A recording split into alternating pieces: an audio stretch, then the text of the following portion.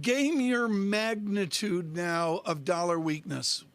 Well, of course, it depends on which currency pair that you're looking at. And I think against most of the G10, we wouldn't be looking at double-digit moves. But I think if we were going to see any double-digit moves, we'd have to move into the realms of emerging markets. And certainly we could see more volatility in some of those currencies. But I think really where the market consensus is looking right now is looking really very much towards Asia. And the reason for that is pure and simple. It's the fact that Asia appears to have had a lot of more success at really containing the COVID crisis, market focusing very much on Chinese growth last year, expecting that recovery to continue, and taking with it, countries such as South Korea, for instance, and other Asian countries. I'm just looking now at renminbi. The news flow this morning, folks, has been so large. I'm just now looking at a 6.46 yuan, showing that jump condition of yesterday. Jane Foley, we had a guest on yesterday who started our year by talking about the asymmetric effect of all this dollar weakness.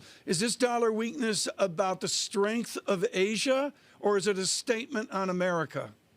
I think it's both. But for the last few years, there's been quite a good correlation between, say, EM stocks and the dollar, so that when the dollar goes down, the EM stocks go up, and vice versa. So that there really is when one is doing well, the other tends to be doing badly. So I think this is a statement of both. But, I have this view that the dollar these days doesn't necessarily mimic so much US fundamentals precisely. It is a function of itself. It's so liquid.